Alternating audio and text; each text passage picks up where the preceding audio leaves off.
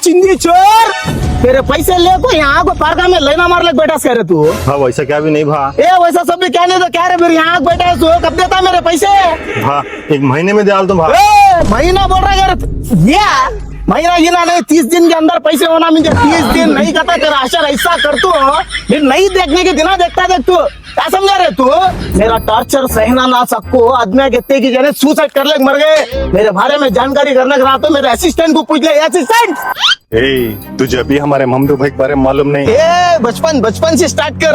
बचपन से गई को जब हमारे ममदू भाई अपनी माँ के पेट में थे, जब से फुल एटीट्यूड इनको, खाली उधर जगी नहीं हो रहे सोचते 9 महीने में बाहर आ गए सोले ना।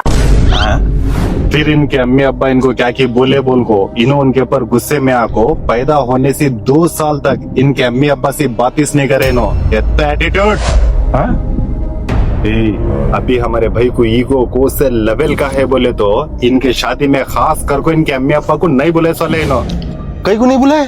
कई को नहीं बोले तो उनकी शादी में इनको नहीं बोले थे ना, उसके सिर्फ इनके शादी में उनको नहीं बोले। फिर हमारे भैया को बड़े कंपनी वाले फोन करते सो तुम्हारा प्लान खत्म हो गया, जल्दी रिचार्ज करा लो बोल को।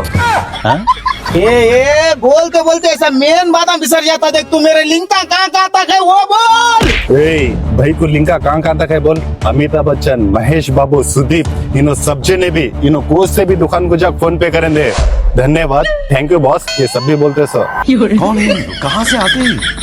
फिर हमारे ममदू भाई भूखे नहीं रहना बोल को गवर्नमेंट वाले इस डर को इनको हर महीना रेशन भेजते, वो भी बीपीएल कार्ड के रेशन दुकान में हर महीना।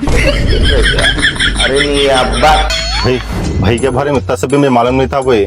महीना नहीं तो नहीं भाई ना, 30 दिन टाइम देना भाई, उसके अंदर ही दिया दूं भाई। जय हिंद, जय कर्नाटका। आजा अभी स्टार्ट गीली होगी, उसके बाद में जरा देंगे ट्विस्ट से।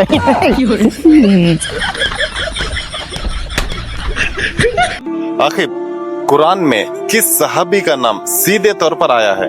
भैया हजरत ज़ैद बिन्ते हारिश रज़ी अल्लाह ताला अन्हु। कुरान में सिर्फ उन्हीं का नाम वाज़ेह तौर पर जिक्र किया गया है सूरतुल अहज़ाब में आयत नंबर 37। अच्छा, तो आखिर कुरान में सबसे पहला सूरा कौन सा है? भैया सूरतुल फातिहा। अल्लाह ने इसी सूरह को हर रकात की नमाज में पढ़ना फर्ज किया है। अच्छा, तो आखिर कुरान का सबसे बड़ा सूरा कौन सा है? भैया सूरतुल बकरा, क्योंकि इसमें 286 आयतें हैं। आखिर सबसे पहले किस नबी को पैदा किया गया? ममदू, ये जो दिल्ली के जंतर मंतर में 18-19 दिन से हंगर स्ट्राइक चल रहा, अगर से स्ट्राइक में सोनम वांगचुक सर को क्या तभी होगा समझ, इससे किसका नुकसान होता बोल? अभी किसका होता भाई? उनकी फैमिली का नुकसान होता। गलत ममदू, अगर से सोनम सर को क्या तभी होगा तो इससे पूरे देश का नुकसान होता। भाई सोनम सर को क्या तो होगा तो हमारे देश का नुकसान कैसा होता भाई? कैसा बोले तो अगर से सोनम सर को ये हंगर स्ट्राइक में क्या तभी होगा तो इसके बाद कोई भी इंसान किसी के भी हक की आवाज उठाने डरता। अगर ऐसे इंसान की आवाज कौन भी नहीं सुने बोले तो हमारी कौन सुनता बोल को सोचते हो ना। देखो भाई, कितने के जने बीजेपी में है, कितने के जने कांग्रेस में है, ऐसे कितने पार्टियां है, उनका प्रॉब्लम उन्हें सॉल्व कर लेना सो ये दूसरे पार्टी वाले आको इनका साथ कहीं को देते हैं। हमारे देश की सबसे बड़ी प्रॉब्लम भी ये ममदू है सो, हर बात को पार्टी से जोड़ डालते सो। इधर सवाल पार्टी का नहीं है सो, अगर कुछ गलत के खिलाफ कौन तो भी शांति से आवाज उठा रहे हैं बोले तो उस आवाज को सुनना चाहिए क्या नहीं, क्या तो भी उन्हें ह्यूच मरेंदे बोल को छोड़ डालना का। तो अब इन्हों जाको हंगर स्ट्राइक में बढ़ गए तो गवर्नमेंट जाके इनको बात करना क्या? क्या हम तो ऐसी बात बोल रहा। अगर हमें हमारे इतिहास की बात करें तो जब ये राक्षस लोग तपस्या करते थे भूखे पैसे, तब उनको भी वरदान मिलता था। वो भी ये बात मालूम रखो कि ये वरदान का उन्होंने गलत इस्तेमाल करते बोल को। अच्छा ले वता भी पीछे कहीं को जा रहा। अगर हमें ये ब्रिटिश वाले की बात करें तो ये ब्रिटिश वाले भी हंगर स्ट्राइक को डरते थे, लेकिन अब वो ये आवाज उठाने वाले कुछ दबा डाल रहे हैं ना ममदू। अच्छा लो, अब तुम्हारी बात जरी देर मान को चलेंगे, फिर लोग कहीं को इनको सपोर्ट करने डर रहे सो। फिर ये सोचने की बात है सो, अगर आज ये सच बोलने के वास्ते या किसी के हक के बारे में आवाज उठाने के वास्ते हमें डर रहे बोले तो कल हमारे बच्चों के साथ अभी क्या क्या होने का बाकी है। अरे हमारे बच्चों के साथ क्या होता भाई? अच्छे है तो तुम्हें। अच्छा, खाली एक जरी देर के सिर्फ सोच को देख, अगर तेरे बच्चे आगे जाकर बीमार हुए वो बच्चों को देखने वाला डॉक्टर, अच्छा पढ़ लिख को पास हुए वाला डॉक्टर होना, ये पैसे की से खला को चीट कर को पास हुए रहते ना, वैसा डॉक्टर होना। अच्छा ले बात खाली हेल्थ की कही को, अगर आगे जाको तेरे बच्चे घर भी बना रहे समझ, वो घर बनने वाला इंजीनियर, अच्छा मेहनत से पढ़ लिख को पास हुए वाला डिग्री हासिल करे वाला इंजीनियर होना, ये पैसे की से खला को फेक डिग्री ले रहते ना, वैसा इंजीनियर होना। आज ये जो लोग अच्छे सिस्टम के वास्ते अपनी आवाज उठा रहे हैं, आज हमें कहते हुए उनका साथ नहीं दिए समझ, आने वाली हमारे नस्लों तक का नुकसान है इसमें। मेरी आपसे बस इतनी सी गुजारिश है, भले ही आप कौन से भी पार्टी से क्यों ना हो, बस एक बार पार्टी से ऊपर उठकर सोचिए। अगर आपको भी लगता है कि हमारे देश में शांति से आवाज उठाने वाले का हक अगर बचना चाहिए, तो ऐसे मुद्दों पर पहले समझिए, उसके बाद अपनी राय दीजिए। क्योंकि आज हर आवाज दबने लगेगी तो कल सच बोलने की हिम्मत धीरे धीरे खत्म हो जाएगी।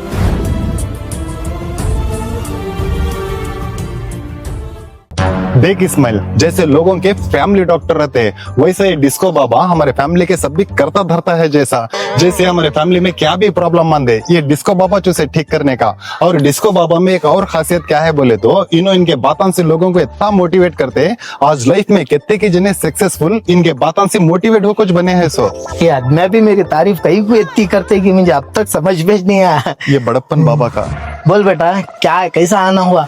बाबा, इन्हें मेरा दोस्त इस्माइल, इसका प्रॉब्लम क्या है बोले तो इन्हें लाइफ में खाली गलत रास्ता चुनते रहता, इसका हर रास्ता गलत ही रहता। बाबा तुम्हें तो भी इसे आगे जाको इन्हें सही रास्ता चुने जैसा, इसे क्या ताकत करो। बाबा बेटा इस्माइल, तेरी प्रॉब्लम क्या है बोल बेटा। बाबा मैं खुद को सबसे अलग समझता हूँ, इसलिए सब जने करे से मैं कहीं करना बोल को मैं जरा अलग करने जाता हूँ, वो देखे तो उल्टा हो जाता। बाबा देख बेटा इस्माइल, पाद और डकार दो भी पेट से निकलने का। डकार को तो जरी इज्जत मिल जाती, लेकिन पाद को बहुत जिल्लत उठानी पड़ती। अब तू बोल, ऐसा कहीं को होता हो ना बाबा? पाद और डकार दो ही पेट सिंचाने का, फिर भी ऐसा कहीं को होता। कई को बोले तो उन्हें रास्ता गलत चुने रहता। इसलिए जिंदगी में रास्ता सही चुनना, समझ में आया? डिस्को बाबा की जय, मोटिवेशन डिस्को बाबा की जय। हाँ, मियाँ और बीवी में क्या फर्क होता है वहाँ? वैसे तो मियाँ और बीवी में जमीन आसमान का फर्क होता है। जैसे बोले तो अगर दामाद को अपने ससुराल वालों की कोई बात बुरी लग जाए तो दामाद ससुराल को आना जाना छोड़ देता है। बेशक सही बात है, लेकिन बीवियां 1000 बार जलील होकर भी अपना ससुराल नहीं छोड़ती। अब इसमें सोचने वाली बात यह है, मर्द की आना बड़ी होती है या औरत का सब्र बड़ा होता है, या फिर औरतों के पास वापसी का कोई रास्ता नहीं होता। अगर दामाद नाराज है तो इज्जत वाला, और बीवी कुछ बोल दे तो बदतमीज। कैसा दोगला जमाना है, यहाँ पर खामोश रहना भी जुर्म है और कुछ बोलना भी गुनाह। औरत अगर ससुराल में लड़े तो कसूरवार, और खामोश रहे तो कमजोर, हंसे तो ढीठ और रोए तो ड्रामेबाज। आखिर औरत करे तो करे क्या? इससे ये तो साफ जाहिर हो जाता है कि मर्दों को नाराज होने की पूरी आजादी है और औरतों को बर्दाश्त करने की जिम्मेदारी। अब आप बताओ, ये कहाँ का इंसाफ है?